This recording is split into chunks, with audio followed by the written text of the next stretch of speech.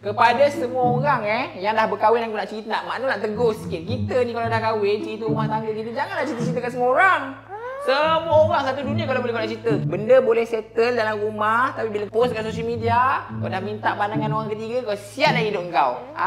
Jadi abang Tesla lah hidup kau.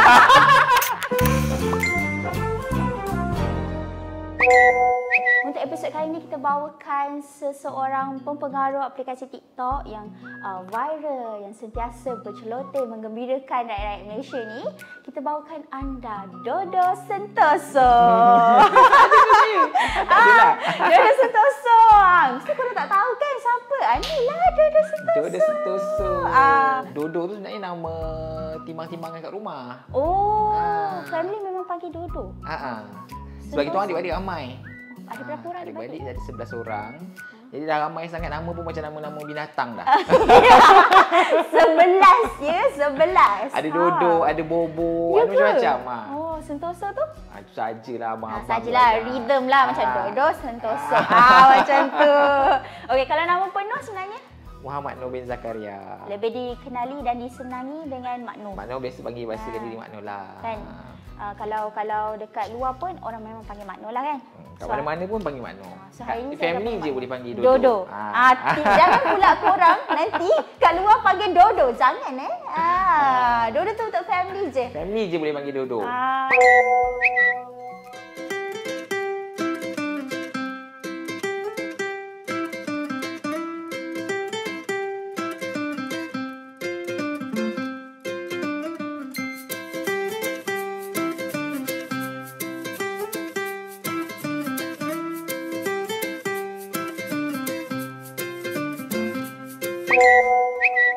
Mak Nur memang tahu kan, Mak Nur memang viral. Memang salah satu orang kata pempengaruh yang orang selalu tengok dekat TikTok kan. So boleh tak cerita sikit macam mana perjalanan tu? Mak Nur boleh buat TikTok, mula-mula sebenarnya kerani Mak Nur ni, isi Ika tu kerani Mak Nur ni, dia lah yang main TikTok. Mak Nur suka ejek-ejek dia, TikTok, duduk TikTok kan. Kalau kau macam tak nak kan. Tapi bila Mak Nur tengok lama-lama, why not I nak buat. Konten yang first I buat adalah berkenaan dengan PCR. Sebab time tu kita rasa terpanggil nak bagi tahu orang apa benda sebenarnya PCR, COVID dan sebagainya. Sebab kadang-kadang time tu COVID ni jadi macam public interest where everyone cuba baca result PCR sendiri, cuba buat sendiri. Kan kita time tu kita jadi macam tu kan. Takut time tu. Kan takut. So mana masa terpanggil untuk at least sebab kita berada di field, kita buat and then kita kena bagi tahulah apa yang sebenar. That's why time tu bila Mak Nur post kan. Pertama kali Mak Nur post pasal PCR tu, newspaper semua call, semua attach, semua buat artikel, semua call, semualah. Dan tu Mak Nur rasa sebenarnya TikTok ni bukanlah menari-nari je. Bukan untuk lara-lara. Kalau kita gunakan dengan sebaiknya, kita actually boleh educate orang, boleh spread awareness dengan cara yang baik. That's why time tu I dah start buat TikTok dan I consistently pasal COVID, pasal kesihatan, pasal lab test dan sebagainya. Pasal parenting pun ada juga. Dan barulah kita sambung balik pasal parenting. Dalam parenting ni kan ada parenting guru sesuatu kan. Parenting ni walaupun saya belum berkahwin, tapi apa yang saya tengok, ada orang ikut mazhab ni, ada orang ikut mazhab ni, macam ni, macam tu kan. So apa yang Mak Nur cuba nak ketengahkan, cara Mak Nur lah. Mak Nur nak ketengahkan dalam Mak Nur punya social media adalah it is very okay kalau you kadang-kadang rumah you bersepah. Kadang-kadang kau bagi candy kat anak kau. Kadang-kadang, tapi dalam masa yang sama bukan nak advocate untuk bagi makanan tak sihat. Maksudnya Mak Nur nak kata it is okay je kalau kita nak jadi manusia normal. Sebab kita parent ni tugas kita nak raising a human being tau. Bukan senang kita nak membesarkan satu nyawa. Bukan benda yang mudah, bukan benda yang senang. Tapi parent zaman sekarang memang kesian sebenarnya. Asyik kena judge. Sebab zaman social media kan. Cuba kau pergi makan kat kedai, anak kau main handphone. Kau siap lah hidup kau. Nanti akan ada kamera-kamera sembunyi. Dia akan rakam. Lepas tu akan cakap, parent zaman sekarang bagi anak gadget, apa semua. Kau garang sangat, kau kena kecam. Kau tegas sangat, kau kena. Kau tak tegas pun kau kena. Kau bagi anak makan sihat pun kau kena. Tak bagi makan sihat. Kesian kat parents sekarang. So I just nak konten Mak Nur semua nak ketengahkan. It is okay je kalau you nak buat cara you. Yang penting kita tahu kita buat yang terbaik untuk anak kita. Maksudnya yang penting kita Kita sayang anak kita dan kita tahu benda tu baik untuk anak kita. Menjadi seorang parents bukan senang. Walaupun saya belum berkahwin tapi saya tahu nak jadi seorang parents tu susah sebab akan ada je sentiasa yang tak kena je. Ada je lah yang tak kena. Ada je yang tak kena. So kepada ibu-ibu dan ayah-ayah di luar sana, it's okay, you do you. Kita lagi kenal anak kita macam mana, betul tak? Saya tak kisah orang nak kata apa pun. Yang penting saya tahu apa yang saya buat untuk anak-anak saya dan saya tahu saya bukannya ada niat jahat. Okay. So kita nak tahu juga sisi Mak Noh sebagai seorang ayah yang orang tak tahu. Kita nak korek sikit. Boleh tak cerita sikit macam mana? Saya okey. Ada ke orang tak tahu? Semua aku tunjuk. Anak aku berak aku tunjuk. Tak lah, okay. Mungkin sisi orang tak tahu sebab mungkin orang rasa saya ni terlampau sporting lah kot kan. Orang nampak macam tu. Tapi sebenarnya antara saya dengan wife saya, anak-anak lagi takut saya. Ya ke? Anak-anak lagi takut Mak Noh lah berbanding Anis. Sebab Mak Noh dia macam ni tau. Perasaan yang satu-satu perasaan yang kita rasa eksklusif kita tak boleh tunjuk selalu. Macam kalau you nak puji, tak boleh puji selalu. Kalau you nak marah, you tak boleh marah selalu. Nanti benda tu jadi macam makan nasi lah. Orang tak heran. Contoh kalau you nangis kan. Contohlah kalau you dengan power you, let's say. Kerja kau menangis je. Touching, sentap. 5 tahun kau rasa dia heran ke kau nangis? Tak ada. Kau nangis lagi tak. Dah biasa. Tapi kalau kau jarang nangis, sekali kau nangis, dia mesti berpeluh. Berdebar. Betul, macam itulah maksudnya perasaan-perasaan yang eksklusif kita tak boleh selalu tunjukkan. Yang kalau kita rasa nak benda tu bermakna untuk anak. Contohlah benda-benda yang you macam particular kat dalam family kan. Kat rumah particular. Benda ni memang kena ikut cakap lady. Apa contoh dia? Contoh yang I selalu nampak adalah kita jarang parent lah, termasuk yang untuk diri saya juga. Kita jarang nak tekankan humanity ataupun added value yang ada dalam diri kita, iaitu empathy. Mak Noh dalam didikan anak-anak, I tak kisah apa you nak jadi. You pandai ke, you tak pandai ke, you sekolah ke, you ponting. So, I memang sporting gila. Kau nak tak kisah. Dan ni kau jadi orang yang ada empathy. I suka anak orang. I nak anak I jadi orang yang macam mana? Big heart, betul tak? Maksudnya kan, contoh kalau dekat taman kan. Okey, contoh ada rakan sebaya main-main kan. Tapi ada satu budak kecil. Yang mungkin tak sama baya, yang nak join pun tak dapat. Okey. I nampak keberhasilan tu apabila anak saya, dia teringin tau nak main kawan-kawan sebaya, tapi dia nampak ada satu budak 2 tahun, dia 7 tahun.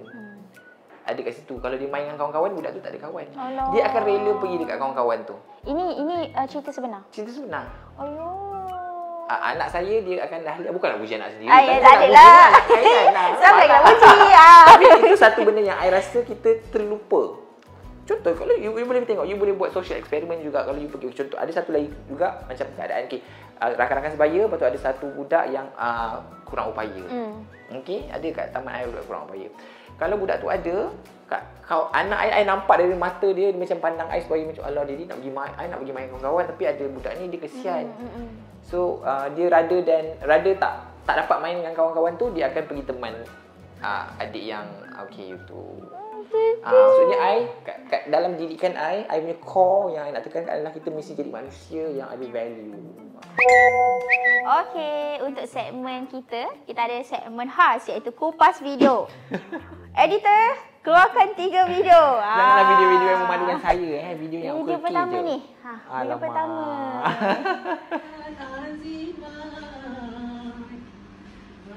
Yang ni dekat rumah lama kan? Kat rumah Sungai Besi. Berapa tahun dah ni? Yang ini, alamak, I rasa 4-5 tahun lepas kot. Anak kedua I kecil lagi tu, anak kedua sekarang 5 tahun. I rasa mungkin dalam 4 tahun lepas lah. 4 tahun lepas lah. 4 tahun lepas. Betul. Kat rumah lama. Tengok, bukan main kosong je rumah lama. Yang ni Dodoi. Kita nak request kalau Mak Noh Dodoi. Alamak, tak boleh lah. Kenapa? Kenapa? Tu dengar je lah kat situ. Video ni kelakar tau baca komen. Video ni. Tengok Mak Noh dengan ni conversation I dengan Anis yes.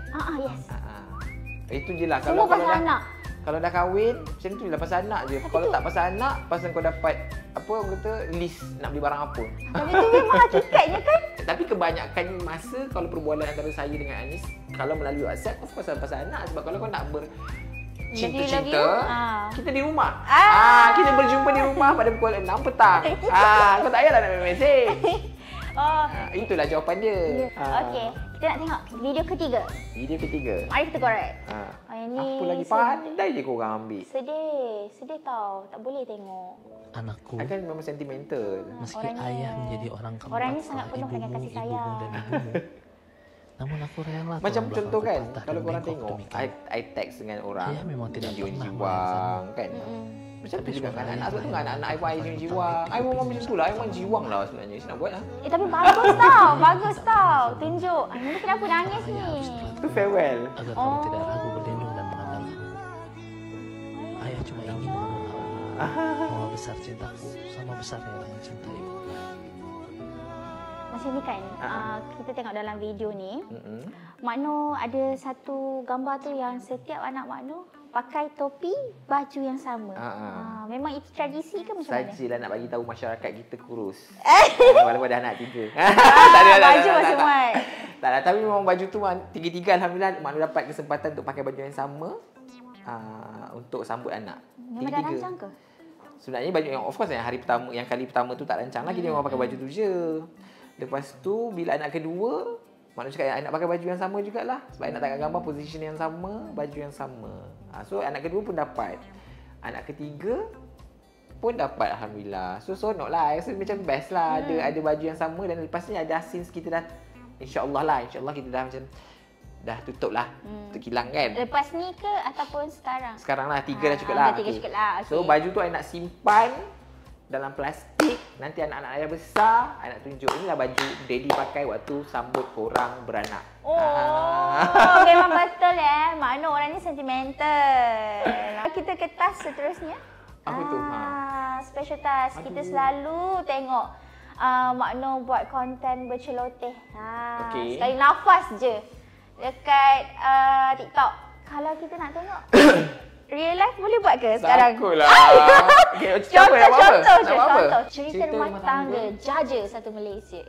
Kepada semua orang yang dah berkahwin, aku nak cerita, Makno nak tegur sikit. Kita ni kalau dah kahwin, cerita rumah tangga kita, janganlah cerita-cerita kat semua orang. Semua orang satu dunia kalau boleh kau nak cerita. Kita sebenarnya macam ni. Benda boleh settle dalam rumah, tapi bila kau dah mula post kat social media, kau dah minta pandangan orang ketiga, kau siap lah hidup kau. Jadi abang Tesla lah hidup kau. Semua orang nak bagi pandangan masing-masing. Sebenarnya boleh settle. Benda boleh settle. Kau nak cerita juga kat orang. Itu satu masalah. Masalah nak cerita kat orang pun satu masalah. Romantik tak tentu pasal pun satu masalah juga. Tak payahlah kau nak cerita satu dunia. Kau tu tak sebenarnya tak boleh. Kita tunjuk benda-benda yang biasa-biasa je. Isteri kita tu sebenarnya kita punya. Sibuk nak tanya bini orang. Aku tunjuk conversation dengan jiran. Dia kejut pula. Itu baru dengan jiran tau. Kalau dengan bini kau bayangkan. Kesimpulan dia, jangan kita jaja cerita kisah rumah tangga kita dekat orang. Apatah lagi kita nak kisahkan rumah tangga orang. Jaga je rumah tangga kita. Okay? Kami tak buat TikTok je, sekali sembuh depan-depan. Masuk. Ayuh. Tapi betul tu datang dari hati tau. Thank you Makno untuk hari ni. Makno juga sangat jemput memberi kita. macam-macam input kita dapat especially pasal parenting lah kan. Lepas tu have fun sangat bila bercakap dengan Makno ni depan-depan. Thank you so much kepada semua penonton untuk Parenting FYP untuk episod kali ini. Jangan lupa saksikan episod seterusnya bersama saya lagi untuk program Parenting FYP. Bye-bye. Thank you jemput kita. Thank you Makno. Bye.